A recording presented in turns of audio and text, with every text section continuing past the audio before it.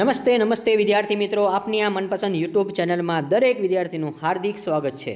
શ્રી ગણેશ ક્લાસીસમાં વિદ્યાર્થી મિત્રો તમને આઈએમપી સેશન મળે છે અને Saurashtra university number 1 IMP channel કહેવાય છે કે જ્યાં વિદ્યાર્થીઓને આશા હોય છે કે દર વખતે જ્યારે એક્ઝામ આવે છે ત્યારે આઈએમપી સેશન મળે છે।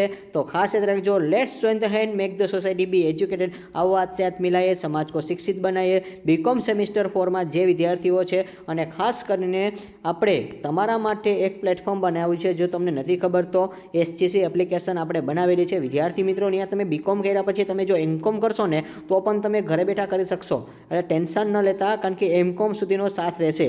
અને હા, બાય ચાન્સ કે આપણે પ્રોસેસ ચાલે છે કે જે વિદ્યાર્થી મિત્રો આપણી જેમ કે મારી જેમ ઘણા લોકોએ એલએલબી કરેલું હશે તો એના માટે પણ આપણે કવર કરશું કે એલએલબી કયા ફાયદા થાય છે, એલએલબી કરવું, શું કરવું, કેવી રીતે કરવું, એના આપણે વિડીયો લેક્ચર છે કેવી રીતે આપણે રાખવા, કારણ કે વિદ્યાર્થી માટે ટાઈમ ન હોય એટલા માટે। ચલો, તો આપણી જે ટીમ છે એ બધું પ્રોસેસમાં વર્ક ચાલે છે અને આપણે સાથે રહેશું। અને એમકોમ માટે પણ તમારા માટે જોરદાર આ પ્લેટફોર્મ છે। આ પ્લેટફોર્મ માત્ર બીકોમ પ્લેટફોર્મ નથી વિદ્યાર્થી મિત્રો, માસ્ટર ડિગ્રી સુધીનું પ્લેટફોર્મ છે। તો જે લોકો અહીંયા જોડાના છે એ જરૂરથી જોડાઈ રહેજો અને અંત સુધી વિડીયોને જોજો। આવી રીતે તમને દરેક વખતે સેશન મળવાના છે, એટલા માટે દર 6 મહિને એક્ઝામ હોય છે, આપણે દર વખતે ભેગા થવાના છીએ। અને જે લોકો એક્સટર્નલ કરે છે એના માટે તો આ બેસ્ટ પ્લેટફોર્મ છે। ક્યાંય માર્કેટમાં મટીરિયલ ન લેવું પડે, એ ટાઈપનું તમામ મટીરિયલ છે તમને અહીંથી મળી જશે, એટલા માટે। ચલો, તો આજનો સેશન આપણે જોઈએ વિદ્યાર્થી મિત્રો। તમારો જે સબ્જેક્ટ છે ઈ કોમર્સ, એના માટે આપણે વાત કરશું। તો યુનિટ નંબર 1 છે ઇન્ટ્રોડક્શન। એની અંદર તો question number 1, what is e commerce and how does it different from the traditional E commerce? E commerce શું છે, તેને પરંપરાગત વાણિજ્યથી કેવી રીતે અલગ પડે છે? તો આ બી ક્વેશ્ચન તમારા માટે ખાસ ઇમ્પોર્ટન્ટ છે। Question number 2, briefly discuss emerging trend and technologies in e commerce. ઈ કોમર્સમાં ઉભરતા પ્રવાહો અને ટેકનોલોજીની ચર્ચા તમારે ટૂંકમાં કરવાની છે, તો આ ક્વેશ્ચન ખાસ તમારા માટે ઇમ્પોર્ટન્ટ રહેશે। નેક્સ્ટના પછી question number 3, explain the management of challenge and opportunities. Management, પડકારો અને તકનીકી સમજાવો। તો આ ક્વેશ્ચન વિદ્યાર્થી મિત્રો ખાસ કરજો, બહુ ઇમ્પોર્ટન્ટ ક્વેશ્ચન છે એટલા માટે।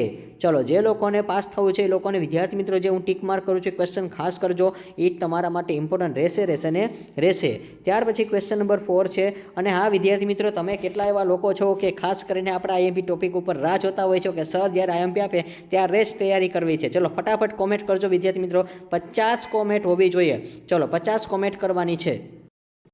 ચલો, તો જરૂરથી આપણે વિદ્યાર્થી મિત્રો તમારે કોમેન્ટ કરવાની છે, કેટલા વિદ્યાર્થીઓ છે કોમેન્ટ કરે છે। ચલો, જે લોકો વિદ્યાર્થી મિત્રો કોમેન્ટ નહીં કરે ખરેખર એક કંજૂસ હશે, એક નાનીકડી એવી કોમેન્ટ કરવામાં ભૂલતા નહીં। ચલો વિદ્યાર્થી મિત્રો ફટાફટ કોમેન્ટ કરી દો, અને નવા આવેલા હોય વિદ્યાર્થી મિત્રો તો ચેનલને સબસ્ક્રાઈબ કરી દેજો, અમારી સાથે જોડાઈ જજો, તમને ઘણા બધા બેનિફિટ મળવાના છે એટલા માટે। ચલો, ક્વેશ્ચન નંબર 4 છે આપણો કે ઈ કોમર્સ મોડલ્સ અને e-commerce and its type. અહીંયા તમારે ઈ કોમર્સના પ્રકાર પણ લખવાના છે અને મોડલ્સ પણ જણાવવાના છે, તો આ ક્વેશ્ચન તમારા માટે ખાસ રહેશે। પ્રકાર તમે વાંચીને જોજો વિદ્યાર્થી મિત્રો, ઇમ્પોર્ટન્ટ રહેશે એટલા માટે। ચલો, યુનિટ નંબર 2ની વાત કરશું, પેમેન્ટ ગેટવે મેનેજમેન્ટ।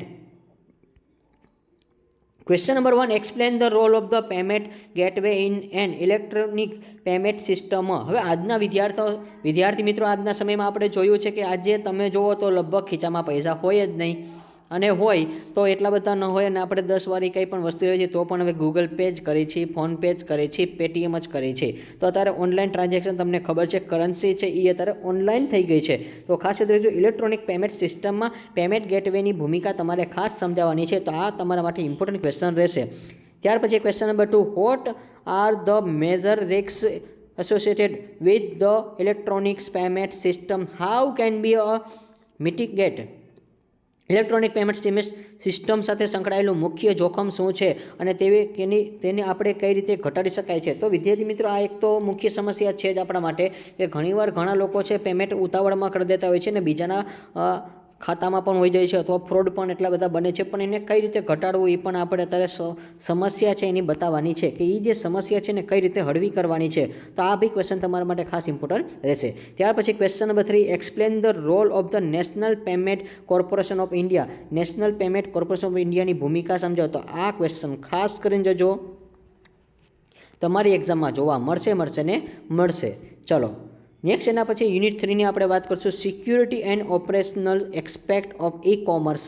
હવે વિદ્યાર્થી મિત્રો આ ખરેખર જુઓ ને તો જે લીગલ ડિપાર્ટમેન્ટ હોય ને એમાં પણ તમારા માટે ઇમ્પોર્ટન્ટ ટોપિક છે. તો ખાસ આ ટોપિકને મહત્ત્વ આપજો. અને જે લોકો વિદ્યાર્થી મિત્રો આ જે સબ્જેક્ટ રાખેલો છે ને ખરેખર આ સબ્જેક્ટમાંથી ઘણું બધું શીખવા મળશે.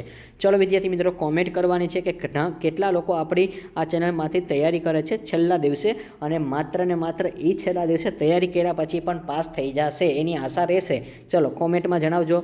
રાઇટ અ શોર્ટ નોટ તમારે બતાવવાનું છે, ઈ કોમર્સ સોલ્યુશન બતાવવાનું છે, તેની સોલ્યુશન બતાવી દેવાનું છે. ત્યાર પછી ક્વેશ્ચન નંબર 2.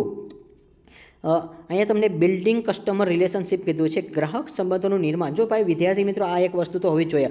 આપણે હંમેશા દરેક વ્યક્તિ સાથે રિલેશનમાં તો રહેવું જોઈએ, પણ ના, અહીંયા તમારે રિલેશન કઈ રીતે બાંધવાનું છે, બિલ્ડ કરવાનું છે. એટલે આપણે એવું સ્ટ્રક્ચર બનાવો કે લાઈફ ટાઈમ આપણે એની સાથે રહીએ તો આપણે પ્રોબ્લેમ ન પડે. કસ્ટમર આપણા માટે એક ખરેખર ઇમ્પોર્ટન્ટ ટોપિક છે એટલા માટે. ચલો તો કસ્ટમર ઓલરેડી તમને ખબર છે, તમે ધોરણ 12માં BA ભણી ગયા, ત્યાં આપણે MCQ આવો તો કસ્ટમર છે એ શું છે, માર્કેટનો રાજા કહેવાય છે એટલા માટે. ચલો તો ઇમ્પોર્ટન્ટ ટોપિક છે, ખાસ આને તમે મહત્ત્વ આપજો. Question number 3. Explain the complain handling and building customer relationship.